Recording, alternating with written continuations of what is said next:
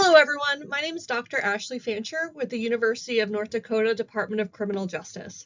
I'm very sorry that I couldn't be there with you all today. I was very much looking forward to meeting my TRANSCEND pilot project co-awardees and hearing about the interesting projects you're proposing for the upcoming year. But against all odds, I have been selected for jury duty, which I never thought would happen based on my career. So that is where I'm at today. But keep in mind, I would much rather be there with you all, listening to your exciting research and hearing about the projects that you plan to implement. So today I'll be talking about my pilot project, exploring physical and mental health effects of victimization among women of North Dakota. My collaborator on this is Dr. Nicole Herding of Stanford Health. Four main purposes for this pilot study. The first is to gather descriptive information on victims of interpersonal violence in North Dakota. So nationally, it's estimated that at least 1 in 3 women have been subjected to some form of intimate partner violence, and at least 17% of women have been subjected to sexual violence. Research suggests that interpersonal violence among rural victims is more frequent and more severe than that experienced by urban victims, with 3 times more women in isolated areas experiencing severe physical violence when compared to urban women. So for North Dakota, our statistics mainly rely on the FBI's National Incident-Based Reporting System, which you might also see referred to as NIBRS. So NIBRS collects information on crimes reported to the police. So interpersonal violence or intimate partner violence, often referred to as domestic violence, is picked up in crime statistics generally as simple assault or aggravated assault. According to 2023 crime data, North Dakota had higher rates of simple assault when compared to the national average. For both simple and aggravated assaults in North Dakota, 32% of offenders were current or former romantic partners, which would fit into the idea of intimate partner violence. North Dakota also reports higher rates of sexual assault compared to the national average. However, I do again want to highlight that this data relies on police-reported crimes. Interpersonal crimes are notoriously underreported.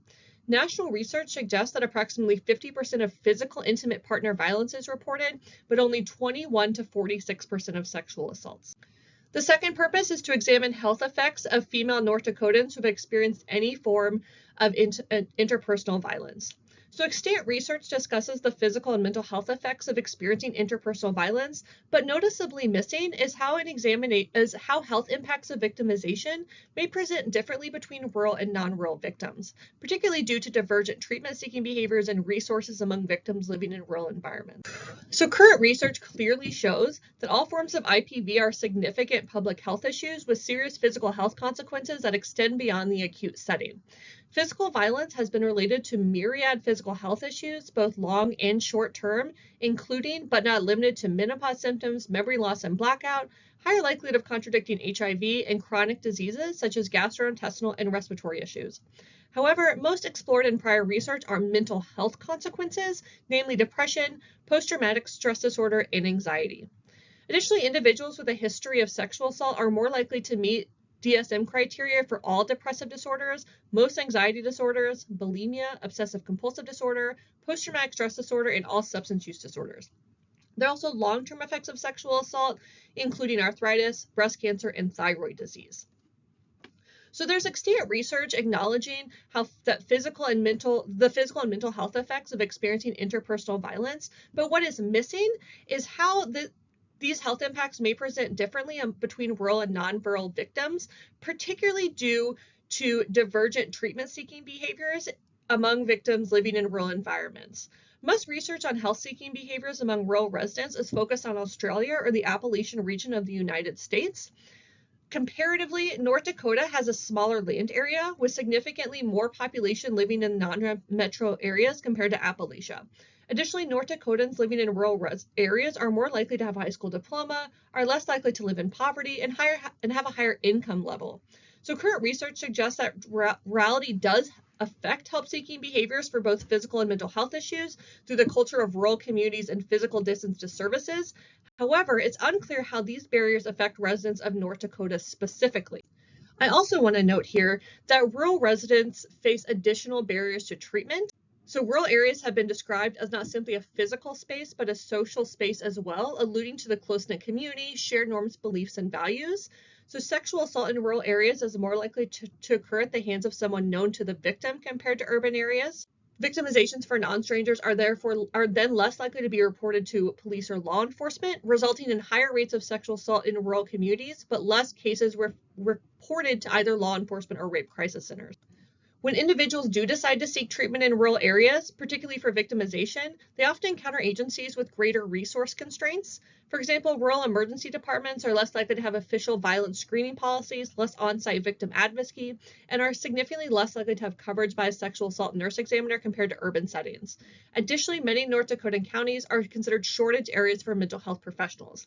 So there are a myriad of reasons why we should look into these phenomena. The proposed sample for this study is Sanford patients, approximately 1,164 self-identifying females age 18 years of age or older.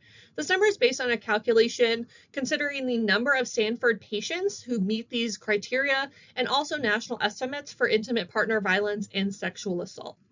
Patients will be recruited using two methods. The first is a MyChart recruitment message. So MyChart is a Sanford-based application. It can either be accessed to an application on your phone or through a web browser. This application allows patients to communicate with their doctors and nurses, request medical refills, things of that nature. But it also has a place for research study participation and recruitment.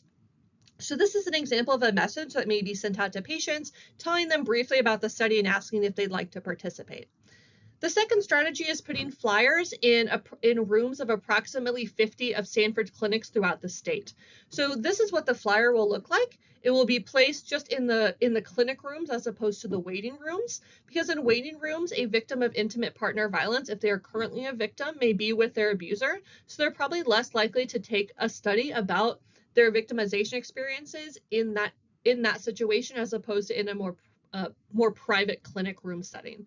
So we'll have a QR code where they can also access the survey on their phone. They can start to fill it out while they're waiting for their practitioner, and then the survey doesn't close out for 2 weeks, so they do have time to go back and finish it if they don't finish it while they're waiting. As an incentive, participants can have the option to enter a raffle at the end of the survey to win one of 200 gift cards. They can either receive a $100 Amazon gift card or $100 Visa gift card. The Amazon gift cards would be sent electronically via email. If a winner is not comfortable sharing their email, they can also share their physical mailing address and receive a $100 Visa gift card in the mail. Either way, if somebody wins, we will keep the winning message very vague, and again, to consider the safety of possible current victims from their abuser seeing what kind of study they're participating in. I'm going to turn my camera off for the slide so you can see all of the information. These are all the variables that would be measured in my survey. So again, this is an anonymous survey. If individuals are interested in signing up for the raffle, there's a link at the end of the survey that will take them to a separate form where they can enter that information to enter the raffle. That way their personal information, their identifying information, and their survey results are never linked.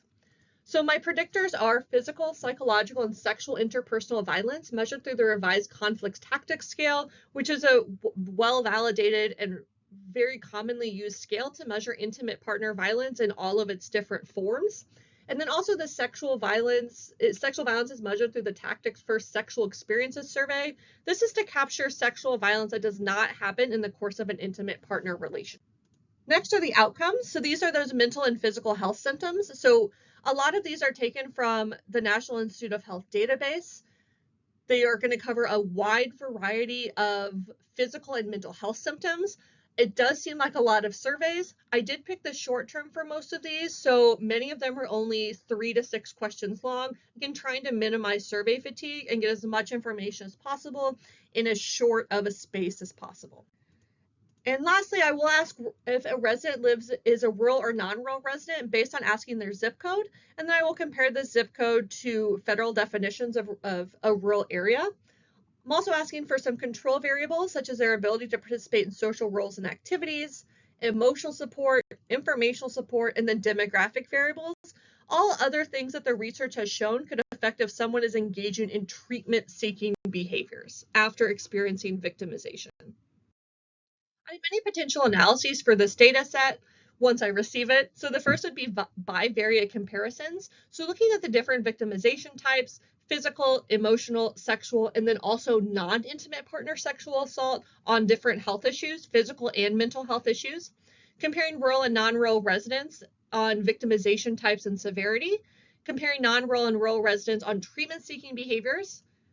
And then based on that, I'll look into moderating effects, those interactions between variables. So the effect of rurality when combined with victimization on treatment-seeking behaviors, expecting that more severe victimization will be required for rural residents to seek treatment.